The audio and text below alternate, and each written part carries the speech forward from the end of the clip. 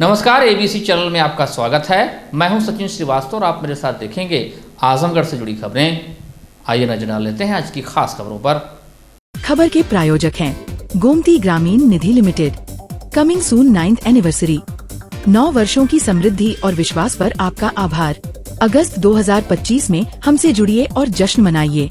Sarvodaya public school Harbanshpur Azamgarh. Admission open for classes nursery to 9th and 11th। Kashi Gomti jewellers, a wing of Kashi Gomti group निकट भंबरनाथ मंदिर Ayodhya road Azamgarh. सोने, चांदी और diamond की ज्वेलरी का विशाल संग्रह और लाइफस्टाइल फर्नीचर बेलना डी आजमगढ़। उत्तर प्रदेश एटीएस ने आजमगढ़, गोरखपुर, मऊ, औरैया, सहारनपुर सहित अन्य क्षेत्रों में सक्रिय एक बड़े फर्जी आधार कार्ड गिरोह का पर्दाफाश किया है। इस गिरोह द्वारा अवैध रूप से बांग्लादेशी, रोहिंग्या और अन्य अपात्र व्यक्तियों के लिए फर्जी आधार कार्ड बनाए जा रहे थे।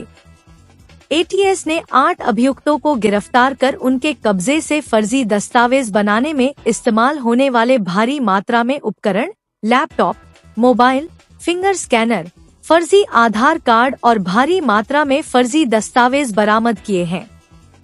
एटीएस अब इनसे गहन पूछताछ के लिए सभी को रिमांड पर लेकर पूछताछ करेगी, ताकि गिरोह के अन्य सदस्यों और उनके नेटवर्क का पता लगाया जा सके।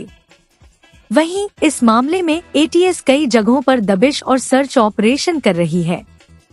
एटीएस को कई महीनों से सूचना मिल रही थी कि आजमगढ़, गोरखपुर, मऊ, औरैया, सहारनपुर, पश्चिम बंगाल के मुशीरदाबाद, कोलकाता, बिहार के लखीसराय, कटिहार और दिल्ली एनसीआर में कुछ जनसेवा केंद्र संचालक वीपीएन और रिमोट सिस्टम का उपयोग कर फर्जी आधार कार्ड बना रहे हैं। यह गिरोह आर्थिक लाभ के लिए दलालों के माध्यम से उन लोगों से संपर्क करता था जिनके पास कोई भारतीय दस्तावेज नहीं थे या जो जन्मतिथि जैसे रिकॉर्ड में बदलाव चाहते थे। इसके लिए फर्जी जन्म प्रमाण पत्र, निवास प्रमाण पत्र और शपथ पत्र तैयार किए जाते थे। इन फर्जी आधार कार्डों का उपयोग कर अवैध घुसपैठिए पासपोर्ट बनवा रहे थे और सरकारी योजनाओं का अनुचित लाभ उठा रहे थे। एटीएस ने 19 अगस्त 2025 को थाना आतंकवाद निरोधक दस्ता, लखनऊ में मुकदमा संख्या 9/25 के तहत धारा 152, 318(4), 319, 336, 337, 340, 61(2) के तहत दर्ज किया गया। इसके बाद विभिन्न जनपदों में छापेमारी कर 8 अभियुक्तों में हिमांशु राय, सलमान अंसारी, गौरव कुमार गौतम, राजीव तिवारी, मृत्युंजय गुप्ता तो वहीं आजमगढ़ जिले के 3 आरोपों में से एक बिलरियागंज थाना क्षेत्र का विशाल कुमार रहा और 2 आरोपी जहानागंज थाना क्षेत्र के मंदे गांव निवासी मोहम्मद नसीम व मोहम्मद शाकिब शामिल रहे। इस मामले में जब जानकारी लेने के लिए मीडिया उनके घर पर पहुंची तो इन दोनों आरोपियों के घर पर कोई व्यक्ति मौजूद नहीं रहा, जहां महिलाएं रहीं लेकिन वह कैमरे के सामने नहीं आईं।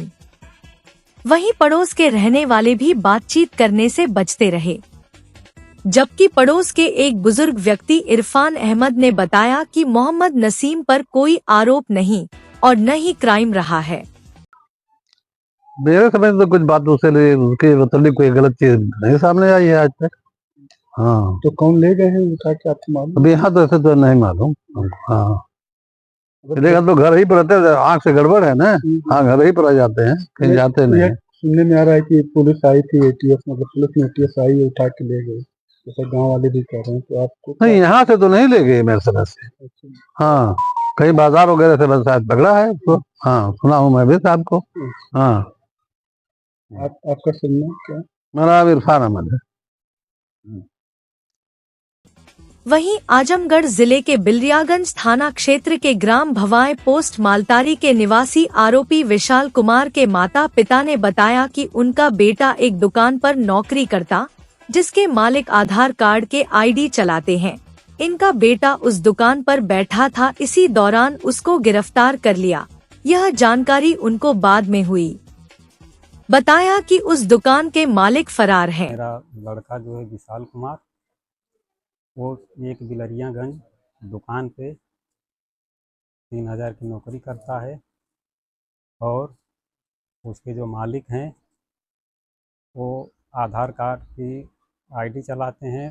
वो लाट घाट जो है वहाँ पे थे उस समय, आधार कार्ड बनाने गए थे। अब मेरा लड़का जो है बीसी पॉइंट पे बैठा था, उसी समय एसटीएफ की पुलिस आई, उसको गिरफ्तार कर ली।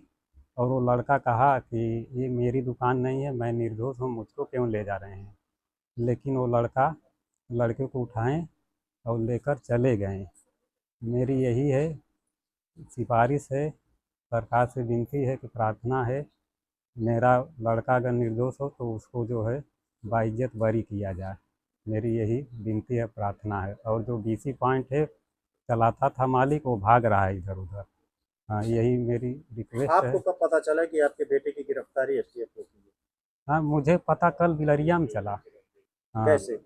एक लड़के का फ़ोन आया था, वो बताया कि आपके लड़के को गिरफ्तार करके ले गए हैं। हाँ हाँ हाँ, यही मुझसे वो बताएं। हाँ, तब इसके बाद मैं भागा गया, वहाँ बिलरिया गया।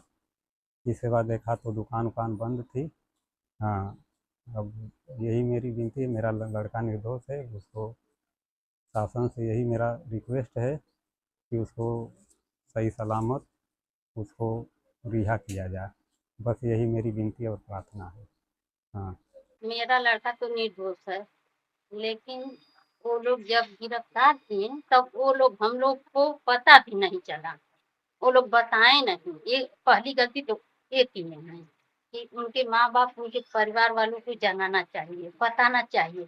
जब वो लोग ले गए तब उन लोगों को बताना चाहिए। तो हम लोग जाने होते तो हम लोग गए होते। तो पहली गलती तो ये लोग किए हैं। और मेरा लड़का भैया निर्दोष है, उसको जल्द से जल्द रिहा कर दिया जाए। आजमगढ़ जिले के अतरौलिया थाना क्षेत्र के अचलीपुर गांव में गुरुवार को मकान के बंटवारे को लेकर हुए विवाद में कलयुगी बेटे ने अपनी ही मां की कुल्हाड़ी से निर्मम हत्या कर दी थी। पुलिस ने इस घटना में त्वरित कार्रवाई करते हुए 24 घंटे के भीतर ही आरोपी बेटे को गिरफ्तार कर हत्या में प्रयुक्त कुल्हाड़ी भी बरामद कर ली है। आपको बताते चले कि अचलीपुर गांव निवासी विजयकांति पांडे उम्र 55 वर्ष पत्नी स्वर्गीय गोपाल पांडे अपने छोटे बेटे प्रवीण पांडे और बहू श्वेता के साथ रह रही थी। गुरुवार को उनका बड़ा बेटा प्रणव उर्फ प्रवण पांडे उम्र 35 वर्ष घर पहुंचा और मां से मकान बंटवारे को लेकर विवाद करने लगा। विवाद इतना बढ़ गया कि गुस्से में आकर आरोपी बेटे ने कुल्हाड़ी से ताबड़तोड़ हमला कर दिया। गंभीर रूप से घायल विजयकांति की मौके पर ही मौत हो गई। घटना के बाद छोटे बेटे प्रवीण कुमार पांडे ने थाना अतरौलिया पर तहरीर देकर अपने बड़े भाई के खिलाफ मुकदमा दर्ज कराया। पुलिस ने मामले को गंभीरता से लेते हुए तुरंत मुकदमा पंजीकृत कर जांच शुरू कर दी।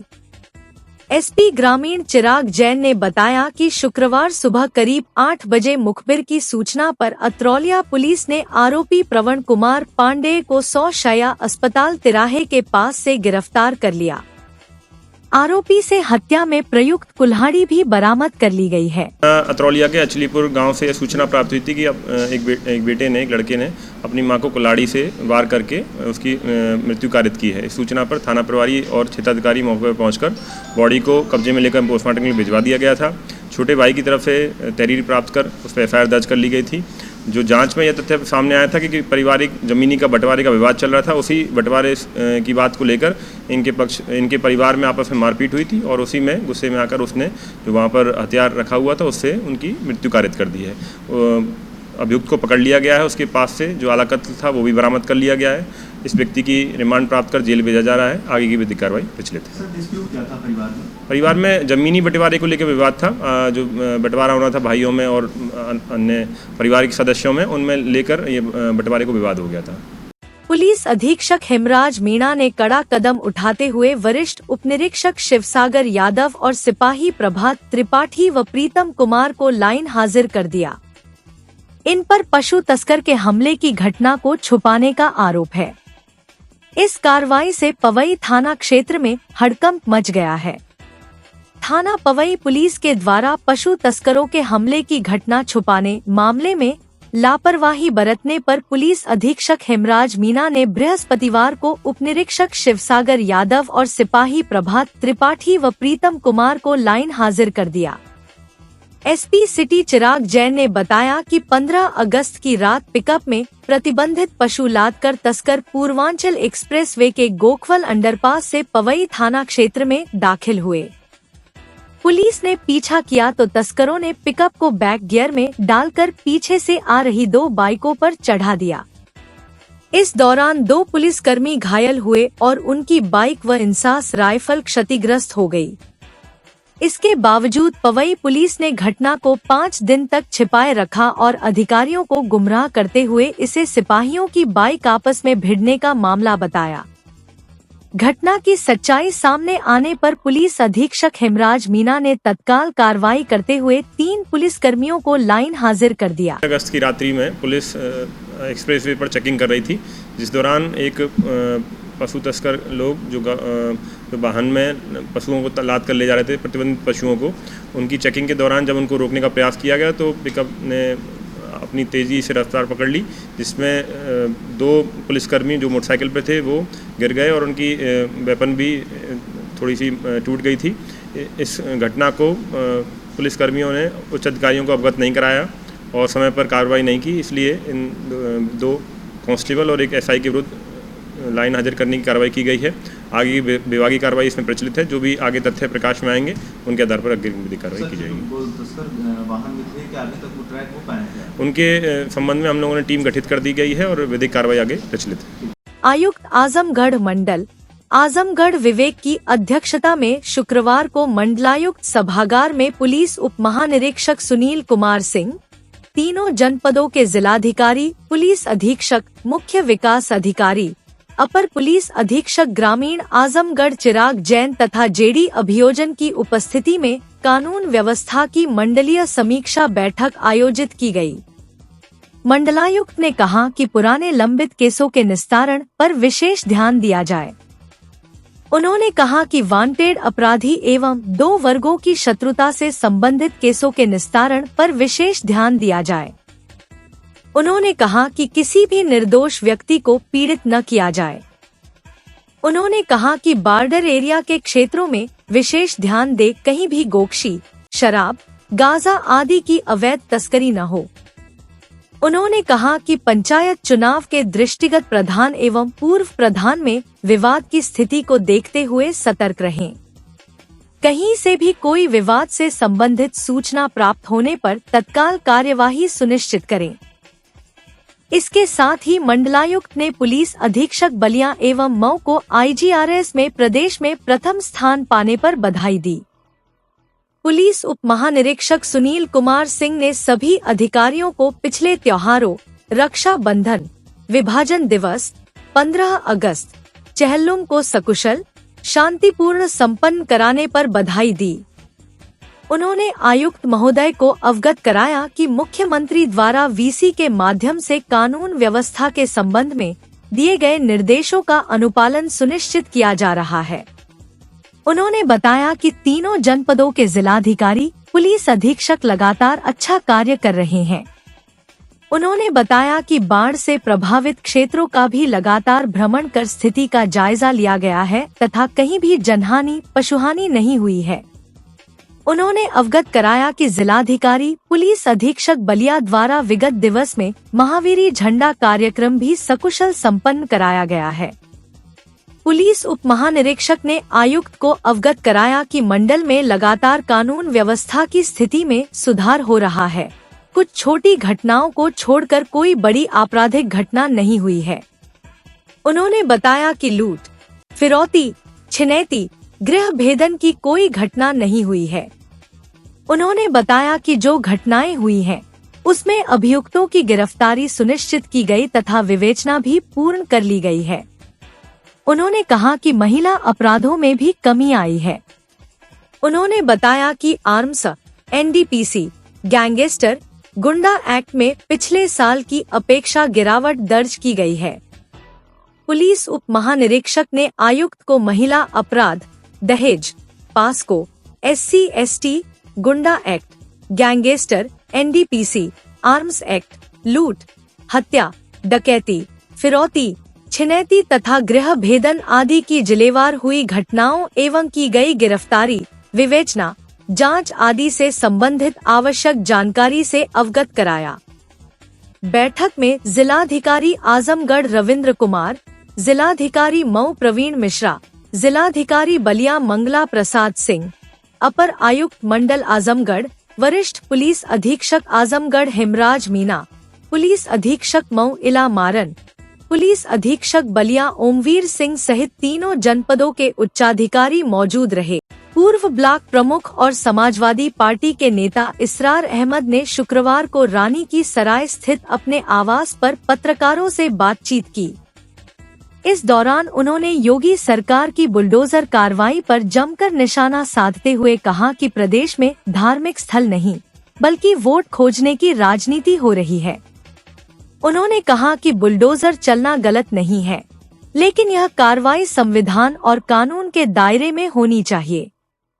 अगर कोई अवैध निर्माण है, किसी ने अपराध किया है और उसके खिलाफ कार्रवाई की जाती है तो यह उचित है, मगर संविधान से बाहर जाकर की गई कार्रवाई लोकतंत्र और न्याय के सिद्धांतों का उल्लंघन है। इसरार अहमद ने कहा कि आज सत्ता की राजनीति वोट की खोज में लगी है। आज मस्जिद के अंदर मंदिर नहीं खोजा जा रहा है, बल्कि वोट खोजा जा रहा है। जनता को जाति और धर्म के आधार पर परेशान किया जा रहा है ताकि राजनीतिक लाभ लिया जा सके। उन्होंने आगे कहा कि भाजपा सरकार पीडीए के वोटों की बदौलत सत्ता में आई, मगर उन्हीं वर्गों को प्रताड़ित कर रही है। उनका कहना था कि राहुल गांधी और अखिलेश यादव ही पीडीए की सच्ची आवाज बनकर उनकी बात उठा रहे हैं और लोकतंत्र में यही विपक्ष की जिम्मेदारी है कि गलत को गलत और सही को सही कहा जाए। सपा नेता ने भाजपा सरकार द्वारा लाए गए 3 नए कानूनों की आलोचना की।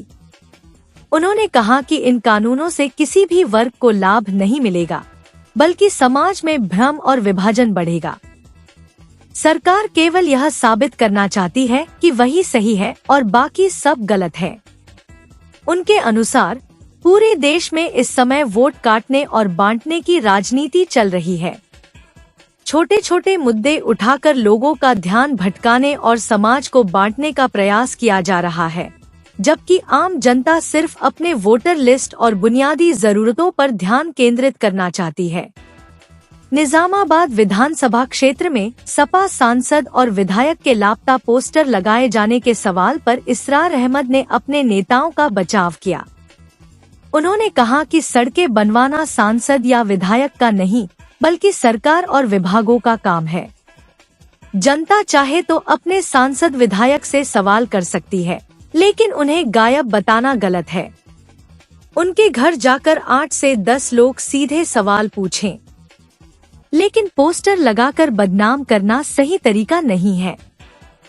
सपा नेता ने कहा कि किसी जिले का असली राजा वहां का जिलाधिकारी होता है।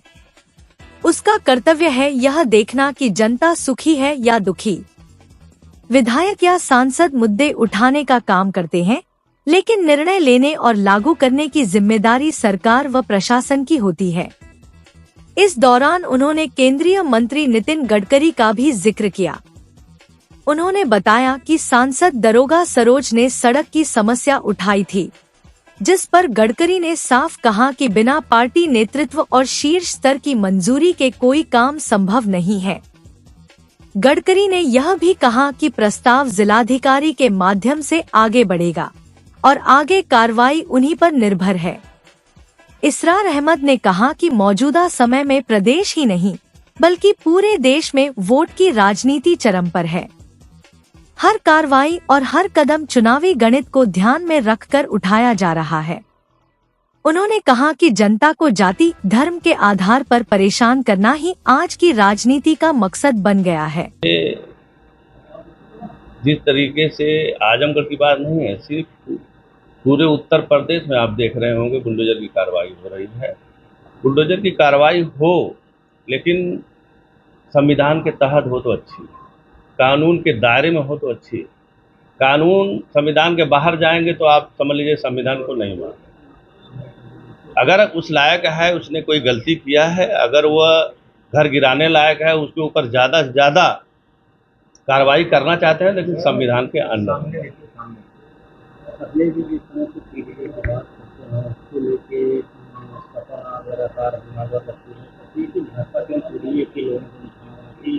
ये सत्य है कि पीडीए के ओर से ही बीजेपी सरकार पूरे देश में चल रही है, लेकिन जो फॉरवर्ड के लोग हैं, जो उनके सपोर्टर हैं, वोटर हैं, वो ये नहीं समझ पा रहे हैं कि पीडीए के ओर से हम बन पाए हैं। पीडीए के लोगों को प्रताड़ित करने का काम कर रहे हैं। तो आज के डेट में पूरे हिंदुस्तान में राहुल गांधी और श्री अखिलेश यादव, यही दो लोग पीडीए की आवाज़ बन के आवाज़ को बुलंद कर रहे हैं। और लोकतंत्र में ये हमारी जिम्मेदारी बनती है कि गलत को गलत कहें, सही को सही कहें। अभी एक 2025 संशोधन बिल लागू हुआ है, जिसमें ये कहा गया है कि कोई भी मंत्री, मुख्यमंत्री अगर 30 दिन तक जेल में रहता है तो उसे अपने पद से बर्खास्त कर दिया जाए। इसको लेकर आप कुछ देखिए, ये तो मेरे समझ से बहुत फ़ायदा नहीं है किसी का। ये तो सभी पे लागू होगा। इस तरीके से छोटी छोटी जो ये लोग बातें ला रहे हैं, सिर्फ इस बात को ये लोग साबित करना चाहते हैं कि हम गलत नहीं हैं, हम सही हैं। इस वक्त पूरे देश में जिस तरीके का वोट का मामला चल रहा है, वोट काटने का मामला चल रहा है, उसी तरह से ये लोग कुछ ना कुछ कांड करते रहते हैं कि लोगों का माइंड डिवाइड हो, उधर ना जाए। लेकिन इस वक्त पूरे देश के लोग सिर्फ अपने वोटर लिस्ट पे फोकस कर रहे हैं। तो भाई क्या कहना है, जिसे अध्यक्ष जी ने आरोप लगाया कि जात धर्म देखकर जो परेशान किया जा रहा है और बीपी समाज के लोगों पर निबंधित काम किए जा रहे हैं और उनके खिलाफ जो है कार्रवाइयाँ हो रही है। देखिए, अध्यक्ष जी ने क्या कहा वो तो मैं भी सुना, लेकिन ये सत्य है कि किसी जाति धर्म को देख के जो परेशान किया जा रहा है, उनको व्यक्तिगत दुश्मनी बस नहीं परेशान किया जा रहा है, उनसे वोट खोजा जा रहा है कि इनको हम परेशान करेंगे तो हमारा हिंदुत्व ठीक होगा। बस इतना मकसद है और कोई मकसद नहीं। आजमगढ़ में ये फैक्टर नहीं, पूरे उत्तर प्रदेश में इस तरीके से किया जा रहा है, तो सिर्फ वोट खोजा जा रहा है। जैसे हमारे देश में एक नया ट्रेंड चल गया, 1992 में जब बाबरी मस्जिद गिरी थी तो पीवी नरसिम्हा राव जी प्रधानमंत्री थे, उन्होंने एक कानून बनाया था कि इसके बाद अब कोई धार्मिक स्थल नहीं खोजा जाएगा। तो आज धार्मिक स्थल नहीं खोजा जा रहा, मंदिर, मस्जिद के अंदर मंदिर नहीं खोजा जा रहा, वोट खोजा जा रहा है। तो इस वक्त प्रदेश में भी जो कार्रवाई हो रही है वोट के नज़रिए से हो रही है, कोई व्यक्तिगत किसी की दुश्मनी नहीं। देखिए, आपको पता है कि सड़कें विधायक सांसद नहीं बनाते, सरकारें बनाती हैं, क्योंकि जो पीडब्ल्यूडी की सरकार रोड है वह सरकार की रोड हो गई। ये लोकतंत्र में इस तरीके की बात करना ठीक है, उनका अधिकार है, जनता का अधिकार है, लेकिन मेरे समझ से उनका तरीका गलत। उन्होंने वोट दिया है, सपोर्ट किया है, आप लोग 4-4 लोग 10 लोग गाड़ी से भर के जाइए, विधायक का घर है, सांसद का घर है, उसको पकड़िए, कोई गायब नहीं है, उनका घर है, जाके पकड़ के लाइए। लेकिन मैं आपसे एक सवाल करूंगा कि जिले का राजा कौन होता है? जिले का राजा जिला अधिकारी होते हैं। जिला राजा का यह फर्ज बनता है कि मेरी जनता सुखी है कि दुखी है। उनका कर्तव्य है कि उसको देखना कि कहाँ हमारी जनता परेशान है। लेकिन आप विधायक को वोट दिए हैं तो विधायक को ही खोज रहे हैं। और मैं जानता हूं कि सांसद दरोगा सरोज जी इन रोडों को लेके, भाजपा के पीडब्ल्यूडी मिनिस्टर नितिन गडकरी जी बहुत सज्जन आदमी, बहुत शरीफ आदमी, मैं उनकी बड़ी कदर करता हूं, बड़ी इज्जत करता हूं। उनसे मुलाकात किए, उन्होंने कहा कि दरोगा सरोज बात तो तुम्हारी सही है, लेकिन एक बात बता दो, तुम्हारे राष्ट्रीय अध्यक्ष कह दें कि सदन में नहीं जाना है तो जाओगे? उन्होंने कहा नहीं। कहने वही बात समझ लो, मुझे भी डायरेक्शन वैसे ही है। उन्होंने जिस बात का मैंने जिक्र किया जिला अधिकारी का, उन्होंने भी वही तरीका बताया कि आप जिला अधिकारी से मिलो, उनके माध्यम से आएगा तो हो जाएगा। अब इन लोगों ने जिला अधिकारी से मिला है और जिला अधिकारी महोदय भेजे कि नहीं भेजे, ये जिला अधिकारी महोदय जाने, सरकार जाने। जिलाधिकारी रविंद्र कुमार की अध्यक्षता में गुरुवार सायं कलेक्ट्रेट सभागार में सीएम डैशबोर्ड के आधार पर विकास कार्यक्रमों की समीक्षा बैठक आयोजित की गई। समीक्षा में पीएम सूर्य घर मुफ्त बिजली योजना में ग्रेड बी तथा रैंक 44 आने पर पीओ नेडा द्वारा अवगत कराया गया कि योजना में लक्ष्य 11,034 के सापेक्ष 1,293 लाभार्थियों के यहां सिस्टम स्थापित किया गया है, जिस पर जिलाधिकारी ने विकास खंडवार तथा ग्राम पंचायतवार सूची खंड विकास अधिकारियों को उपलब्ध कराने हेतु डीएसटीओ को निर्देशित किया तथा योजना का प्रचार प्रसार कर अधिक से अधिक लॉग इन करने एवं वेंडर चयनित करने हेतु खंड विकास अधिकारी तथा अधिशासी अधिकारी को निर्देशित किया। एनआरएलएम की माह जुलाई में सी ग्रेड प्राप्त हुई है। माह जुलाई में लक्ष्य 7,180 के सापेक्ष 3,052 समूहों का सीसीएल वितरण किया गया है, जिस पर जिलाधिकारी ने शेष पत्रावलियों के निस्तारण हेतु क्षेत्रीय प्रबंधक अग्रणी बैंक को संबंधित बैंक प्रबंधकों के साथ बैठक कर पत्रावलियों का शीघ्र निस्तारण करने हेतु निर्देश दिया। जल जीवन मिशन योजना में बी ग्रेड तथा माह जुलाई में गृह जल संयोजन की प्रगति लगभग प्रतिशत पाई गई। जिलाधिकारी ने अधिशासी अभियंता जल निगम ग्रामीण को प्रगति बढ़ाकर अगले माह ए ग्रेड लाने हेतु निर्देशित किया। फैमिली आईडी में बी ग्रेड प्राप्त होने पर जिलाधिकारी ने खंड विकास अधिकारी हरैया, मोहम्मदपुर, तरवा, बिलरियागंज, तहबरपुर, जहानागंज में लंबित आवेदन अधिक मिलने पर बीडीओ से जानकारी मांगा। जिलाधिकारी ने सभी खंड विकास अधिकारी तथा अधिशासी अधिकारी नगर पालिका नगर पंचायतों को प्रतिदिन 100 आवेदन करने तथा लक्ष्य के सापेक्ष 90% से अधिक आवेदन न करने पर प्रतिकूल प्रविष्टि देने हेतु चेतावनी दी गई। जिलाधिकारी ने खंड विकास अधिकारियों तथा अधिशासी अधिकारी नगर पालिका नगर पंचायतों को निर्देश दिया कि अपने अपने क्षेत्रों में प्रचार प्रसार कर लोगों को जागरूक किया जाए। 15वां वित्त एवं 5वां वित्त आयोग में बी ग्रेड प्राप्त होने पर जिलाधिकारी ने जिला पंचायत राज अधिकारी को अगले माह तक खंड विकास अधिकारियों से समीक्षा कर प्रगति बढ़ाकर एक ग्रेड प्राप्त करने हेतु निर्देशित किया। पर्यटन विभाग की समीक्षा में बी ग्रेड प्राप्त हुआ है। पर्यटन अधिकारी द्वारा अवगत कराया गया कि माह जुलाई तक लक्ष्य 20 के सापेक्ष 18 परियोजनाएं पूर्ण कर ली गई है। शेष 2 परियोजना के संबंध में अवर अभियंता द्वारा सही जानकारी नहीं दिए जाने पर जिलाधिकारी द्वारा आगामी बैठक में अद्यतन सूचनाओं के साथ उपस्थित होने हेतु निर्देशित किया गया। उन्होंने पर्यटन अधिकारी को प्रगति को एक ग्रेड लाने हेतु निर्देशित किया। मिड डे मील में सी ग्रेड तथा रैंक 56 प्राप्त हुआ है। विद्यार्थियों की उपस्थिति 77.41% होने पर जिला बेसिक शिक्षा अधिकारी द्वारा अवगत कराया गया कि विद्यालय का समायोजन होने के कारण उपस्थिति बढ़ी है। जिलाधिकारी ने बेसिक शिक्षा अधिकारी को स्थलीय निरीक्षण कर प्रगति बढ़ाने तथा अगले माह तक ग्रेड में सुधार करने हेतु निर्देश दिया। सेतु के निर्माण की समीक्षा में बी ग्रेड पाए जाने पर जिलाधिकारी ने अधिशासी अभियंता निर्माण खंड 2 को निर्देशित किया कि बूढ़नपुर, दीदारगंज, बरदह मार्ग पर मघुई नदी सेतु की भौतिक प्रगति बढ़ाकर ग्रेड में सुधार लाए। लोक शिकायत CMIS की समीक्षा में सी ग्रेड प्राप्त होने पर जिलाधिकारी द्वारा समस्त कार्यदायी संस्थाओं को निर्देशित किया गया कि मैन पावर बढ़ाकर परियोजनाओं के निर्माण कार्य में प्रगति लाएं तथा CMIS पोर्टल पर परियोजनाओं की अध्ययन वित्तीय एवं भौतिक प्रगति फीड करते हुए जनपद के रैंक में सुधार कराएं।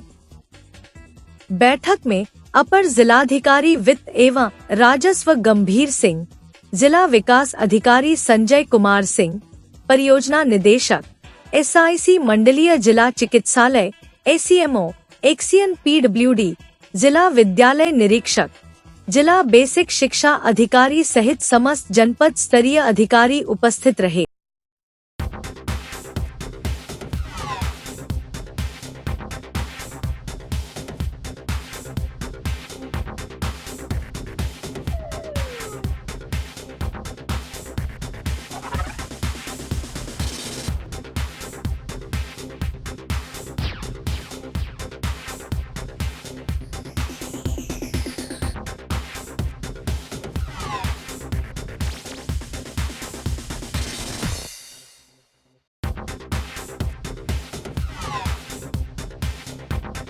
Lifestyle furniture, Belnadi, Azamgarh.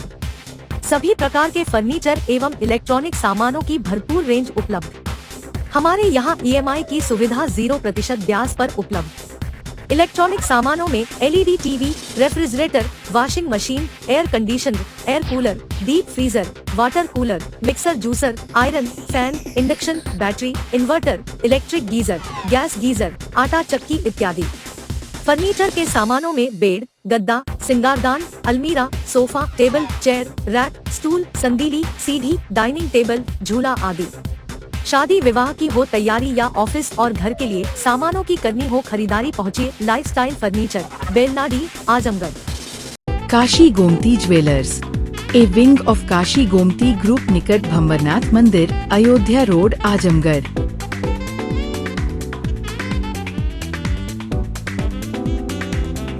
Gold, diamond और सिल्वर की ज्वेलरी का विशाल संग्रह।